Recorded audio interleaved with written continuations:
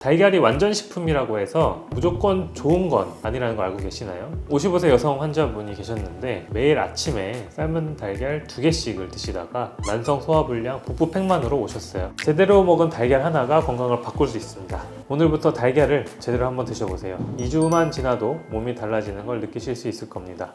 매일 달걀 드시는 분들 정말 제대로 드시고 계신가요? 제가 진료실에서 환자분들과 영양 상담을 하다 보면 가끔 이제 좀 충격적인 사실을 발견하기도 합니다. 특히 한 10명 중에 한 8분 정도는 달걀을 효과적이지 않은 방법으로 드시고 계시기 때문입니다.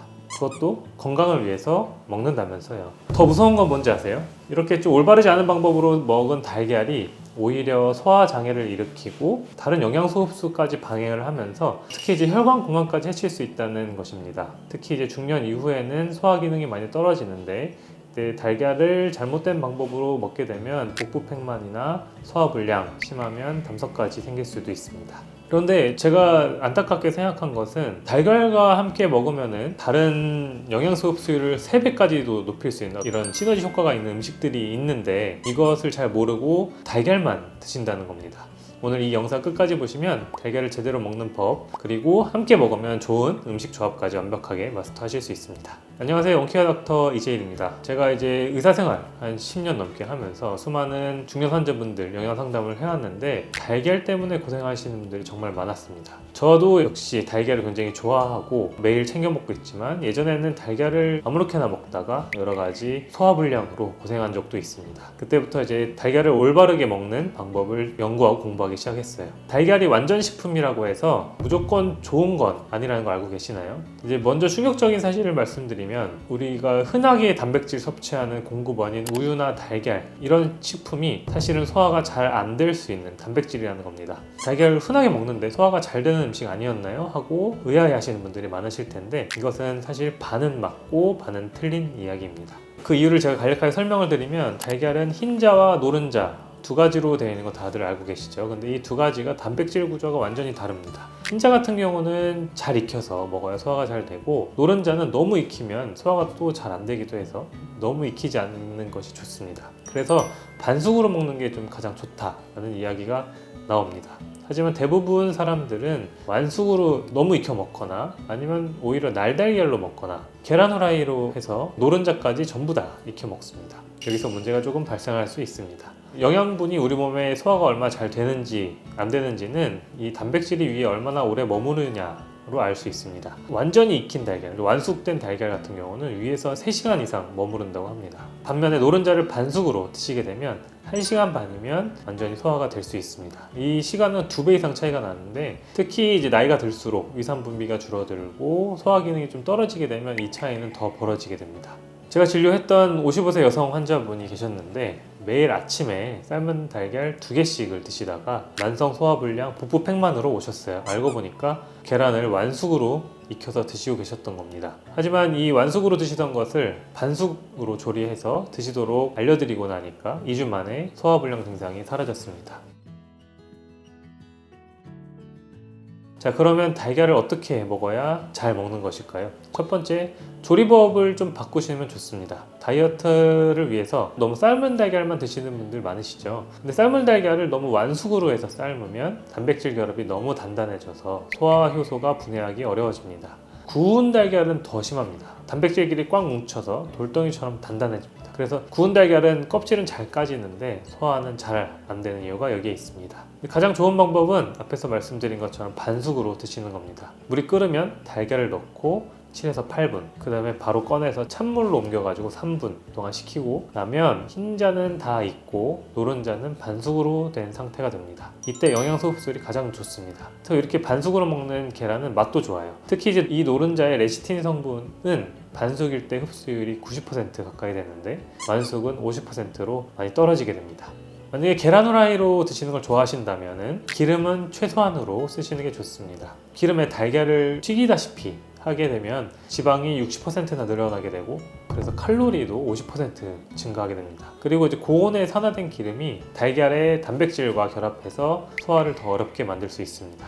두 번째는 먹는 시간도 중요합니다. 아침 공복에 달걀만 먹게 되면 오히려 위산 분비를 과도하게 자극해서 속쓰림이 생길 수 있습니다. 그래서 특히 위험이 있으신 분들은 주의하시는 게 좋습니다. 바로 공복에 계란을 먹는 것보다는 물 한 잔 정도 마시고 한 10분 뒤에 드시면 도움이 될 수 있습니다. 그리고 자기 전에 드시는 것도 별로 좋지는 않습니다. 단백질 소화에는 많은 에너지가 필요한데 자는 동안 소화 기능이 떨어져서 다음날 아침까지 속이 더부룩하고 피곤해지는 것을 느낄 수 있습니다.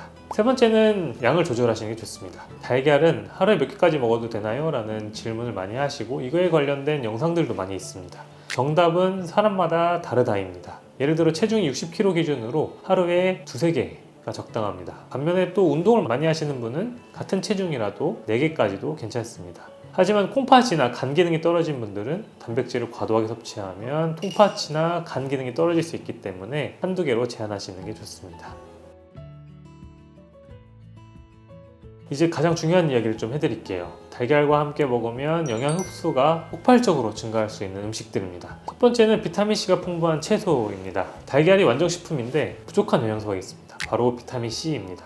이 비타민C는 달걀의 철분 흡수를 3배 이상 높여줍니다. 피망, 브로콜리, 시금치와 함께 달걀을 드시면 완벽한 조합이 됩니다. 제가 특별히 추천드리는 것은 파프리카입니다.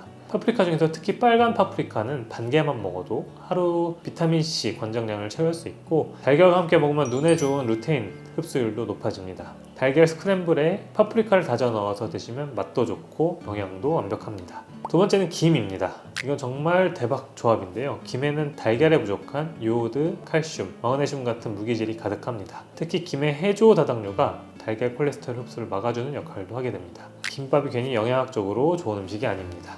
세 번째는 의외로 토마토입니다. 토마토의 라이코펜이 달걀의 지용성 비타민 흡수를 높이고 달걀 단백질이 토마토의 라이코펜 흡수를 높여줍니다. 서로가 서로를 도와주는 완벽한 파트너입니다. 토마토 달걀 볶음이 중국에서 국민 요리인 이유가 있습니다.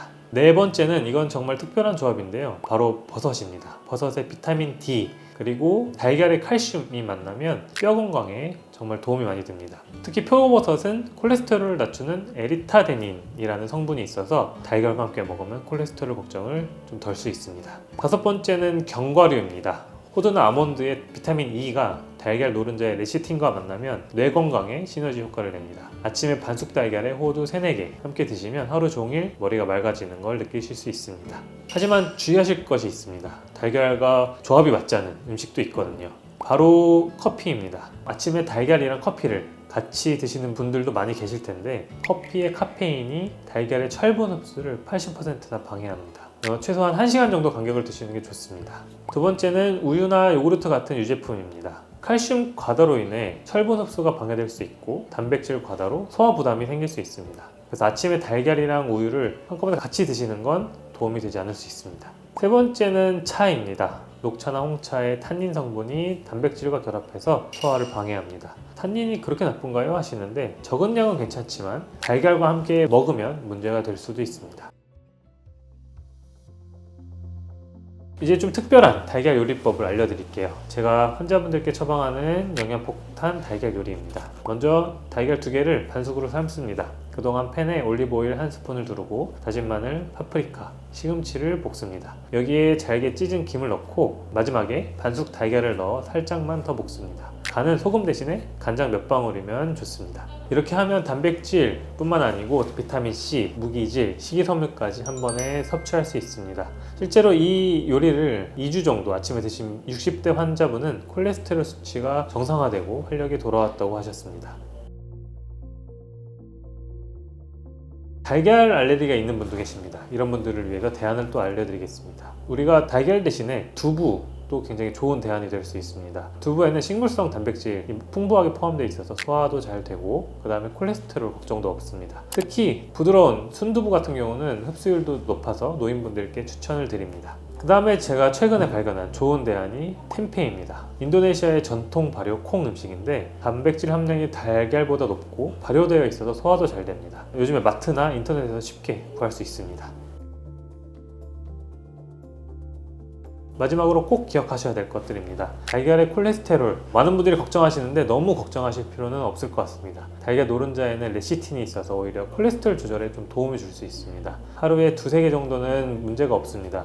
오히려 달걀을 안 먹어서 단백질 부족으로 근육이 빠지는 게 더 위험할 수 있습니다. 현재 콜레스테롤이 높아서 치료받으시는 분은 주치 선생님과 상의하고 양을 정하시면 좋습니다. 그 다음에 달걀을 고를 때 껍질의 숫자를 확인하시면 좋습니다. 달걀에 있는 난각번호 마지막 숫자가 1이나 2인 것이 좋습니다. 3이나 4로 끝나는 것은 닭들이 좁은 케이지에서 스트레스를 받으며 낳은 달걀이라 영양가도 좀 떨어질 수 있습니다. 보관은 뾰족한 부분이 아래로 향하게 보관하시는 게 좋습니다. 공기구멍인 기실이 위에 있어야 신선도가 오래 유지될 수 있습니다. 그리고 문 쪽보다는 냉장고 안쪽에 보관하는 것이 온도 변화가 적어서 좋습니다. 정리하면 달걀은 반숙으로 드시는 게 좋고 비타민C가 풍부한 채소와 함께 하루에 2-3개 규칙적으로 드시면 좋습니다. 커피와 우유를 같이 드시려면 시간차를 두고 드시는 것이 좋습니다. 오늘부터 달걀을 제대로 한번 드셔보세요. 2주만 지나도 몸이 달라지는 걸 느끼실 수 있을 겁니다. 달걀 먹고 소화도 잘 되고 피로도 줄고 근육도 탄탄해집니다. 제대로 먹은 달걀 하나가 건강을 바꿀 수 있습니다. 이 영상이 도움이 되셨다면 달걀 때문에 고생하시는 분들께 꼭 공유해주세요. 건강한 식습관으로 활력 넘치는 하루 만드십시오. 온케어 닥터 이재일이었습니다. 감사합니다.